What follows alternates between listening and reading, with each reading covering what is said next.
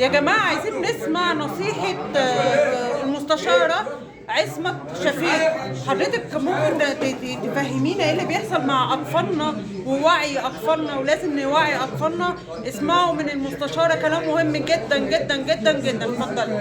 دلوقتي سيادة الرئيس بيتكلم عن الوعي بالنسبة للوعي يعني بيهدم أمة، بيهدم الوطن. الشباب دلوقتي عشان أوعي الشباب دلوقتي بيلعب ألعاب خارج الوطن يعني بالنسبة لمصر لغى لعبة البابجي أو اللي هي البروكسي.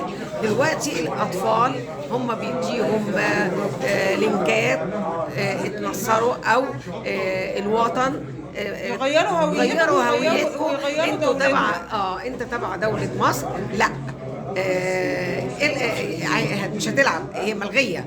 حضرتك قول انا من اي دولة عربية بره او اي دولة اجنبية، فانت هتدخل في اللعب. وفعلا بيبعتوا لهم اللينك اللي هم بيلعبوا بيه اللعبة بتاعتهم اللي هي مصر اساسا. احنا تعبنا ان احنا نطلب انها تتلغي بابجي دي تتلغي خالص بجميع انواعها.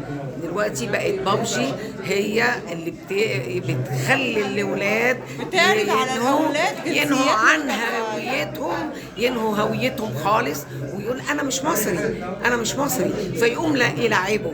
وبعدين بيلعب بالفلوس.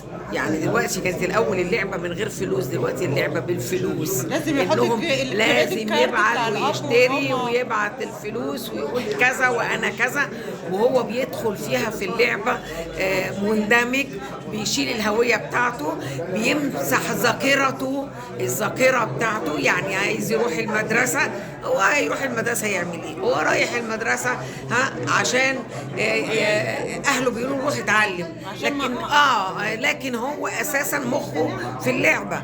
عايز بيروح الدرس مخه في اللعبه، بس بيخلص الدرس بتاعه بيرجع مخه في اللعبه. المهم اللي احنا عايزين بالنا من اولادنا الفتره اللي جايه. اهم حاجه الاب والام يخلي بالهم من ولادهم. اهم حاجه الالعاب، النت اللي هو دلوقتي بقى اهم حاجه للطفل الصغير قبل كبير. اذا كان اللي عنده 3 سنين ماسك موبايل، دلوقتي الاب والام عشان ينشغلوا عن الاولاد ويسكتوا الاولاد مدينهم موبايلات، احدث موبايلات، بيخشوا في الالعاب. اصبح البيت فين؟